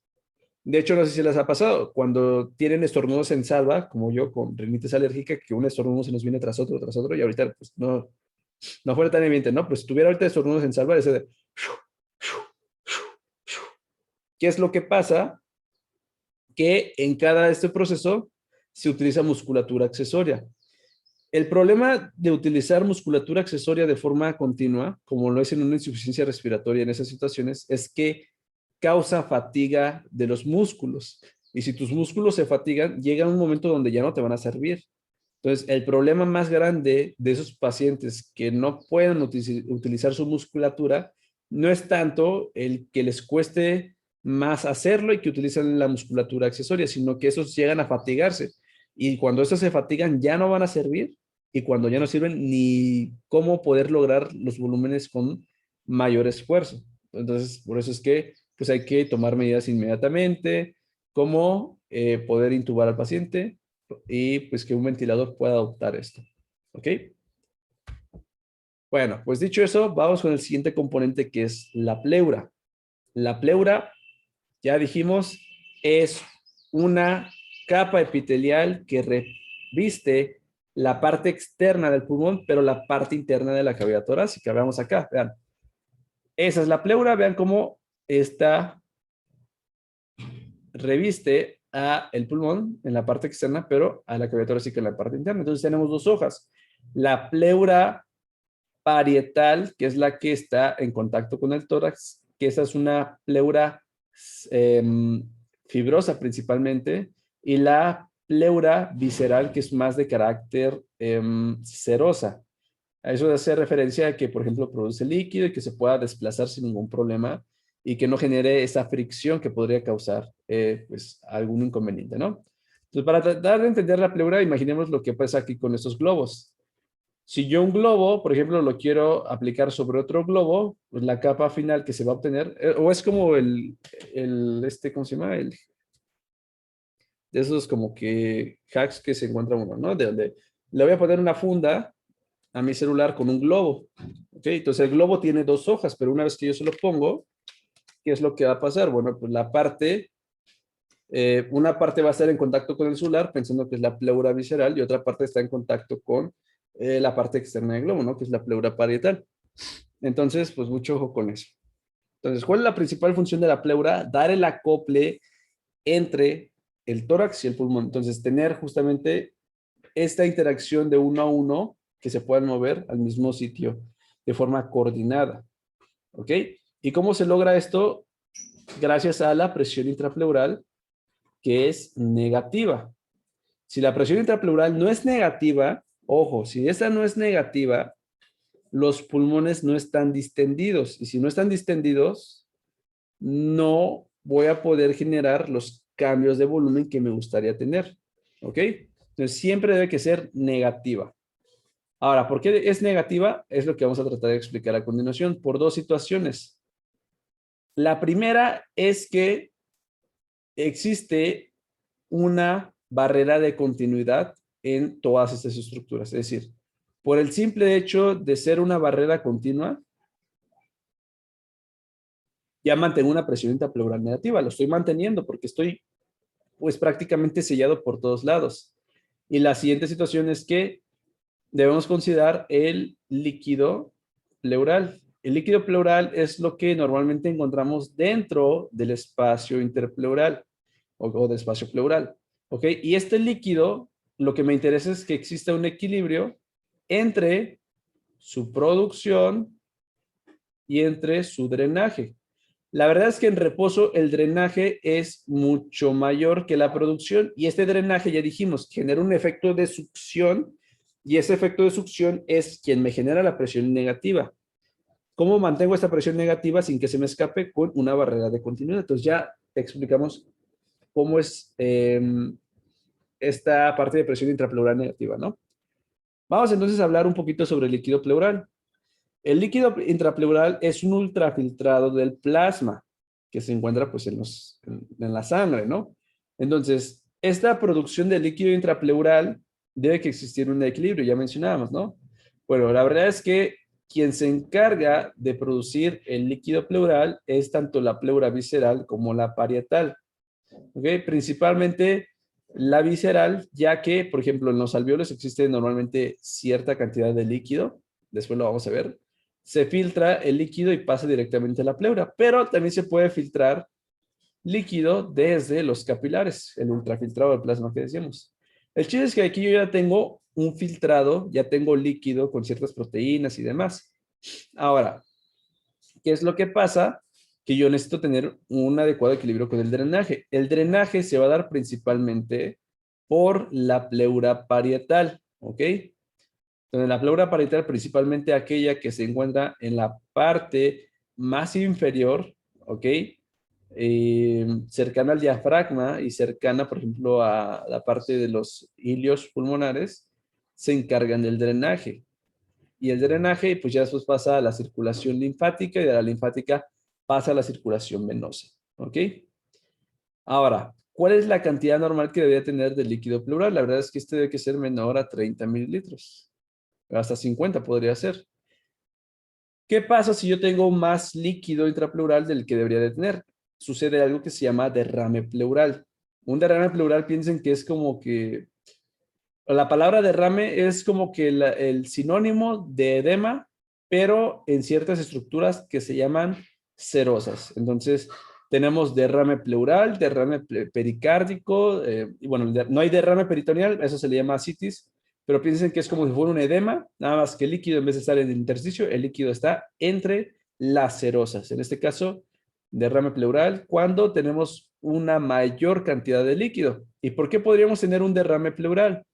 Porque incremente, por ejemplo, la filtración.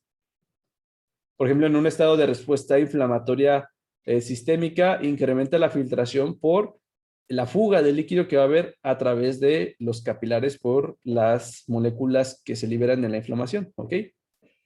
Pero también yo podría tener un, un derrame pleural porque el drenaje esté disminuido. Y en el caso del drenaje, por ejemplo, que esté disminuido, podría ser porque tenga algún compromiso con linfático, como podría ser en un paciente con cáncer. En un paciente con cáncer, por lo general, el cáncer se disemina por vía linfática y por alguna razón, pues compromete los linfáticos, y entonces ya no se puede dar ese retorno. Y entonces el derrame pleural que se da en ciertos pacientes con cáncer y que está asociado justamente a eso se le llama derrame pleural maligno. Y la verdad es que los valores de el volumen en el derrame son grandes, pero además ahí se pueden encontrar células cancerosas. Entonces es un derrame pleural maligno, ¿ok? Entonces, ojo, para mantener presión intrapleural negativa necesito un equilibrio entre este.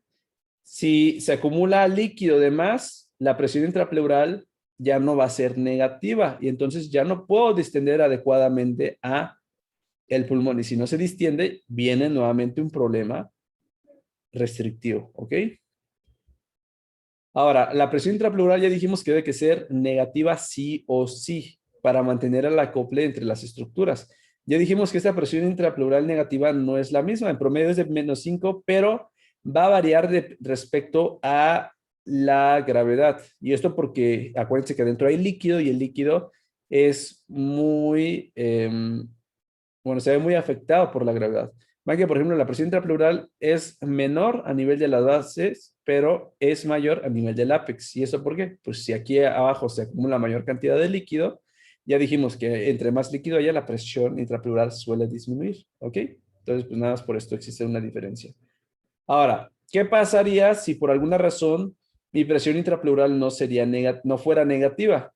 Existiría algo llamado que se llama neumotórax. Un neumotórax, por definición, es la presencia de aire dentro de la cavidad torácica. Y esta presencia de aire se da porque existe una disrupción en la continuidad de la barrera. Si la barrera ya no es continua, la presión intrapleural ya no se mantiene negativa. Y entonces la presión intrapleural se iguala a cero, que es la presión que está en la atmósfera. ¿Ok? Se iguala a la presión atmosférica, que esa siempre va a ser cero. Entonces veamos qué es lo que va a pasar. ¿Por qué tenemos aire en el espacio interpleural? Supongamos que tenemos dos tipos de fisiopatología para tratar de explicar esto. Tenemos la primera clasificación de neumotórax, que es respecto a dónde se está perdiendo la continuidad. Acuérdense que la pleura tiene dos hojas, la parietal y la visceral. Bueno, pues existe respecto a esto. Un neumotórax abierto es aquel que atraviesa la cavidad torácica y por lo tanto también atraviesa ¿a quién? A la pleura parietal. ¿Ok?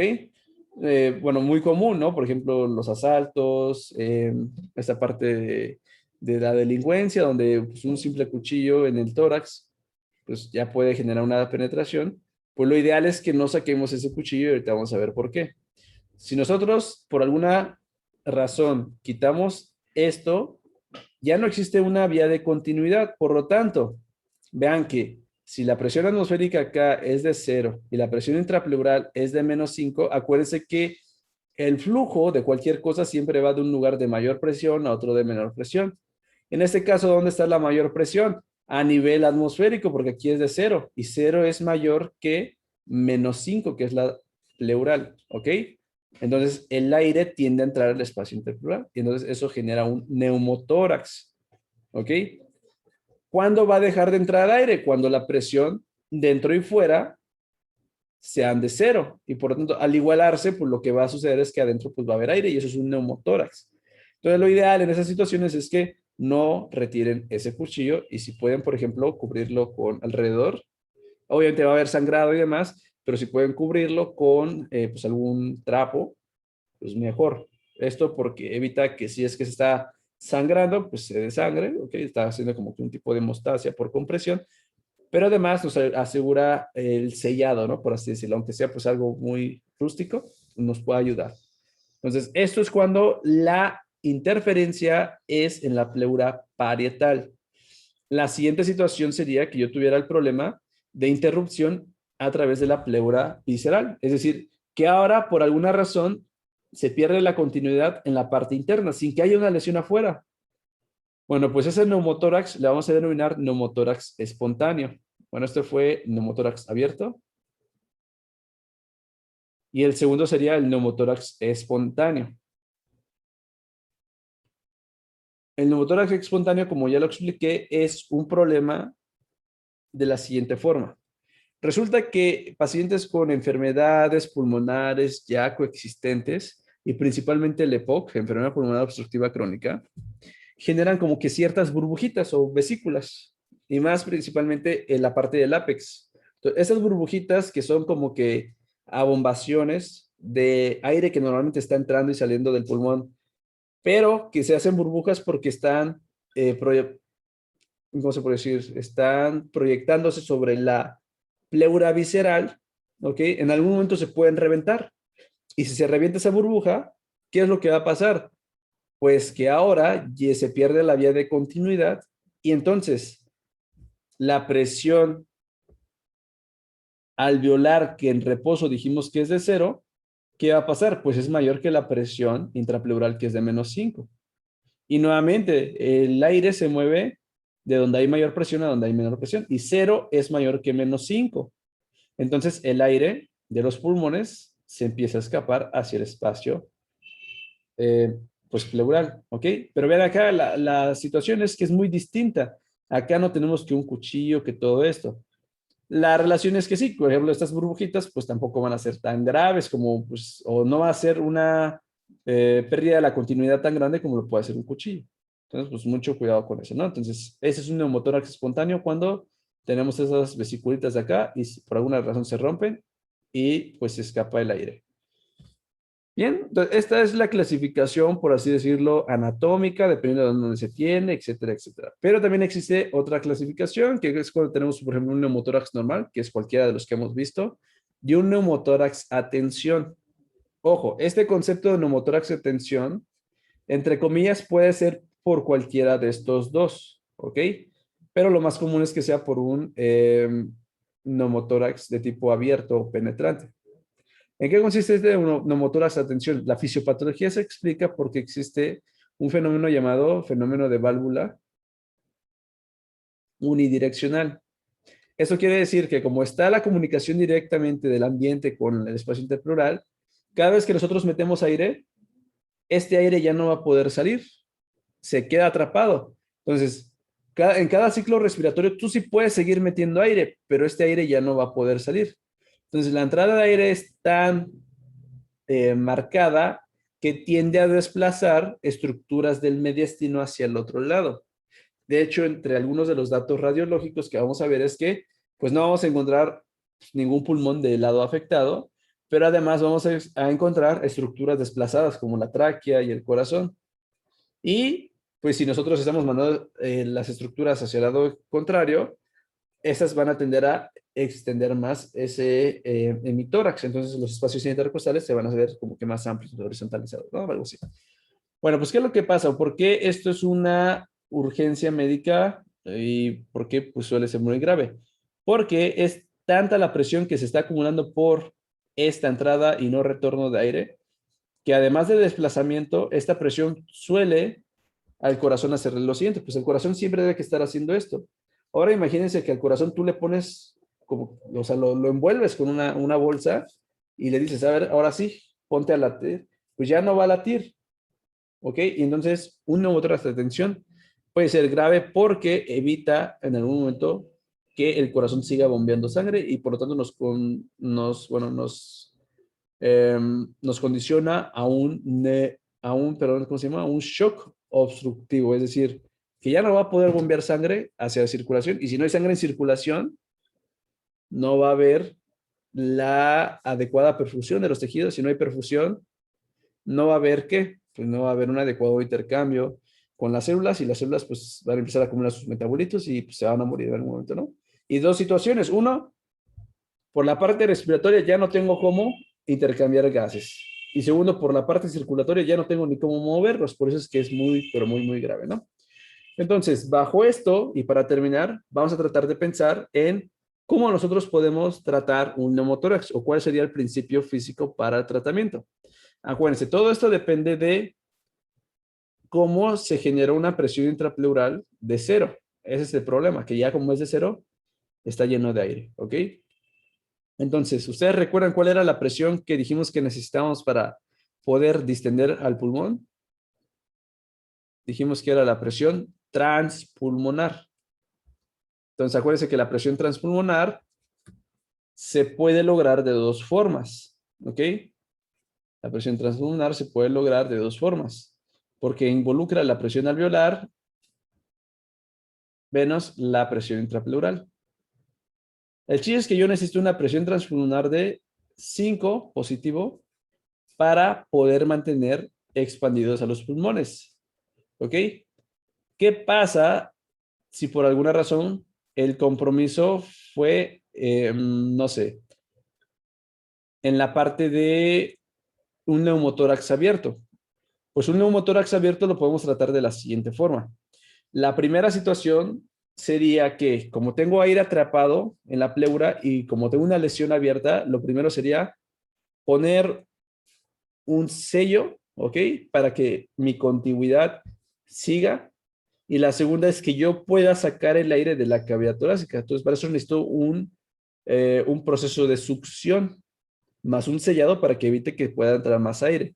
Entonces, pues yo tendría que generar un sistema de drenaje, ¿ok? Un drenaje pleural, en este caso para el neumotórax, ¿no?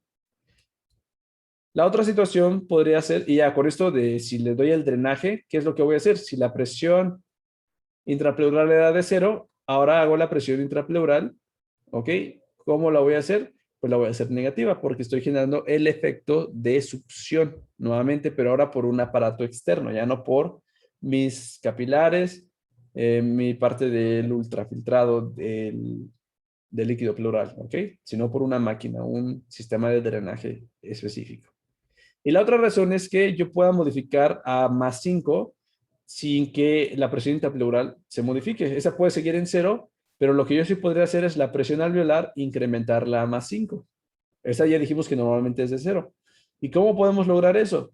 Intubando al paciente y metiéndole ventilación a presión positiva. Ahí sí, el ventilador lo que va a hacer es meterle presión de más y va a generar su distensión. ¿Ok? Entonces, incluso se pueden utilizar ambos sistemas, ¿no? Dependiendo de la gravedad, de la fisiopatología de la herida que condicionó esto, etcétera, etcétera. Muy bien. Ahora, algo muy importante es que un pulmón colapsado me va a costar más insuflarlo desde cero, por así decirlo, desde lo más colapsado que pueda estar, hasta lograr un volumen corriente normal. Y eso se debe a que cuando un pulmón colapsa, se empieza a acumular más líquido y algo que se llama tensión superficial incrementa en cada uno de los alvéolos. Y eso, pues ya va a ser tema de la siguiente sesión, que son los pulmones. Nada más vamos a poner de introducción y seguimos en la siguiente, que los pulmones, que es el tercer componente de las propiedades estáticas, tienden a colapsarse, acuérdense, tienden a colapsarse. Entonces, el retroceso elástico pulmonar que tiende a colapsar se debe a dos situaciones. La primera es gracias a su matriz extracelular. Este representa aproximadamente un tercio de todo el retroceso. Y en segundo lugar, a la tensión superficial. Que esta tensión superficial se logra por el simple hecho de tener agua dentro de los pulmones. ¿Ok? Y esto representa la mayor parte, dos tercios. Bueno, pues la matriz extracelular, principalmente del pulmón, está conformado por fibras de colágeno y fibras de elastina. ¿Ok? Bueno, pues las fibras de colágeno lo que hacen principalmente es darme estructura, darme soporte para que cuando yo esté generando cambios de volumen, pues no me colapse, por así decirlo. Mientras que las fibras de elastina, esas son realmente las que me dan el retroceso elástico. O sea, la elastina es como si fuera una liga. Cuando tú las tiras, tiende a regresarse. O sea, pero su estado normal es que este tiende a colapsar de por sí y que no esté distendido. ¿Ok? Entonces, pues esto. Y en el caso de la tensión superficial, por el simple hecho de tener agua, ya dijimos, ¿no? En la tensión superficial, por ejemplo, es muy importante disminuirla con algo llamado surfactante. Y ese sí ya lo vamos a ver en la siguiente sesión. Pero, ojo, ¿por qué me cuesta insuflar más a un pulmón con un neumotórax? Porque el pasar desde la región menos insuflada o con menor volumen, tengo el agua entonces en mayor contacto con los alvéolos, mayor tensión superficial, entonces yo necesito una mayor presión para poder vencer. ¿Ok? Entonces, pues hasta aquí la vamos a dejar. No sé si tengan alguna duda. Para la sesión de mañana, pues veríamos el pulmón y lo que queda. ¿Ok? Y ya de aquí nos pasaríamos con las propiedades dinámicas que son cuando hay flujo aéreo. Muy bien. ¿Tienen alguna duda? Si no, pues hasta aquí la dejamos.